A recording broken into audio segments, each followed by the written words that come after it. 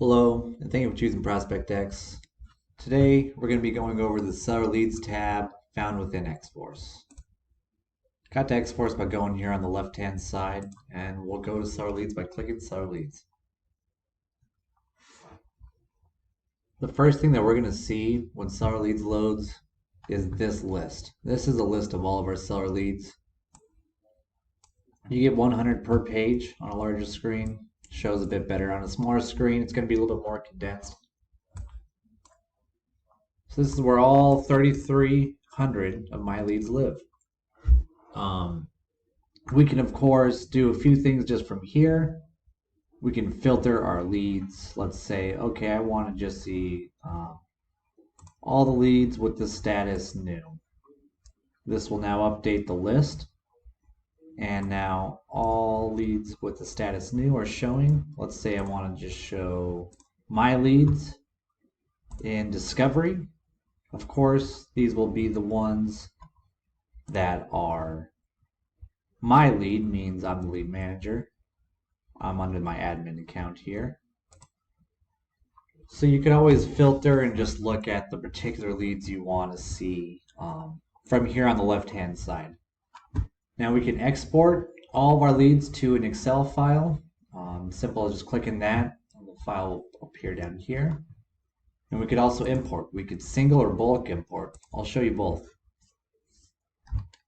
We'll just create a seller lead here. Let's say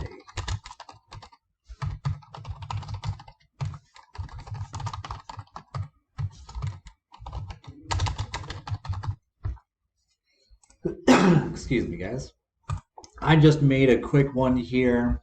Put the seller lead name in, the phone number, an email. I can manually choose who the lead manager is here, or I can keep that blank. If there's multiple, we could add multiple as well. I typed in the address. It was actually verified. You saw that right here. That's the verification. We have the temperatures, cold, hot, warm. What the potential offer will be, the ARV, MAO, what campaign this is a part of. If it's part of a major market, you can select that there as well. You can choose to follow up with any lead 1 day, 2 days, a week, 3 weeks, a month, a year, those sort of things. That'll just create a task that you can find up here in the calendar. You put all the information that you need about this seller lead in here, and when you're ready, you just click Save. And then we can add them right there. I'm also going to show you how to bulk import. There's the bulk import function. Let me get a test import, and we will bulk import these three as well.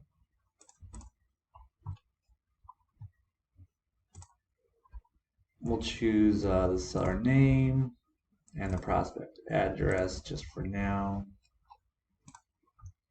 We could choose, do we want a round robin? You know, if we have our lead management assigned set up here, we could round robin back and forth between these two. We could assign all two. We could just manually override and say all incoming leads are going to be assigned to this one from this file that we're bulk uploading. Or we could assign lead from the file itself. So let's say this test import that I'm working on right now, it's just 3.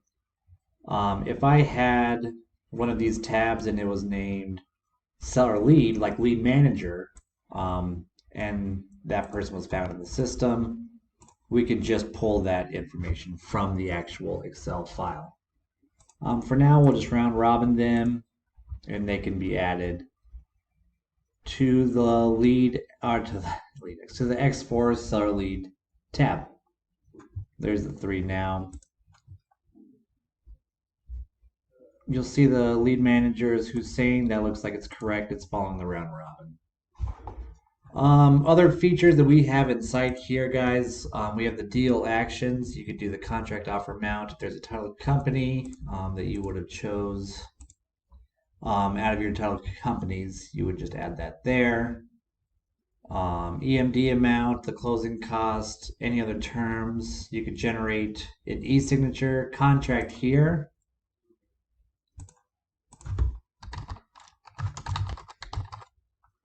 Let's get that pulled up.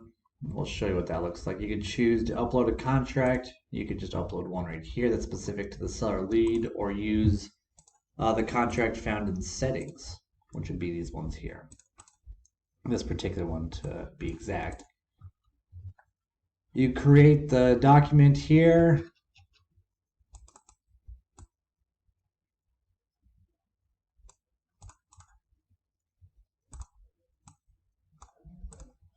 And when you're ready, you can click send for that to go ahead and send.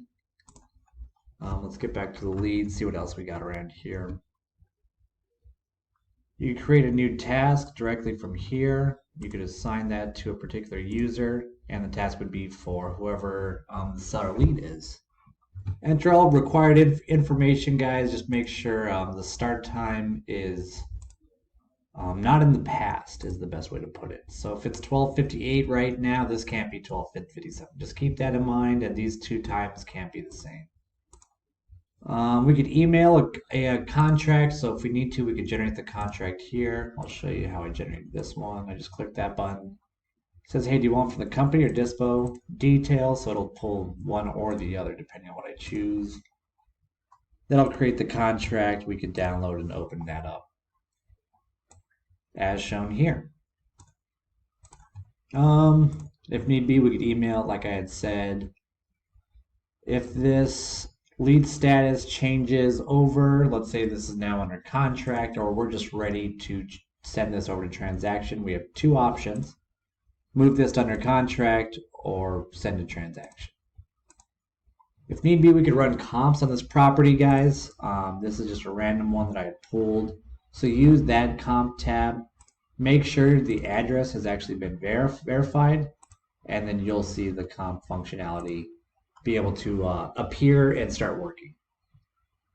Within the seller lead, you could still do a few other things. You can give them a call. You can send them an SMS or an email. If need be, you could choose the ProspectX number you have here and generate the call or dial manually. You can leave comments in here for your team to be able to view. And any new activity will actually show up here. So I'm thinking I'll probably offer this person anywhere from $130,000 to $150,000 for their property, ARV 120, MAO 130. All that kind of information will then be updated on the activity tab here. That's pretty much what you could do here. If you have a drip campaign, which would actually be built under follow-up, you could choose which campaign you want inside the seller lead itself. So keep that in mind as well.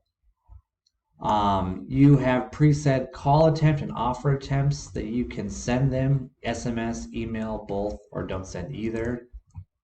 Let's get back into settings and I'll show you where those are created.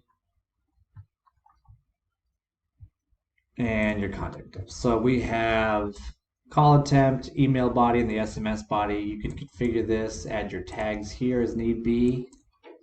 And then if you choose, you could send the SMS. So the call attempt SMS would read call attempt SMS, so our first name as this example.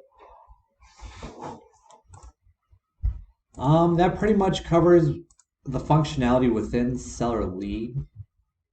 I create videos for each of these tabs: the seller lead tab, the transaction, sales, follow-up, and assets. For the purpose of continuity, I will actually move one of these seller leads to the transaction stage now.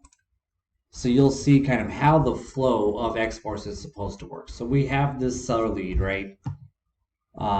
Let's say I actually just locked them up. They're under contract now.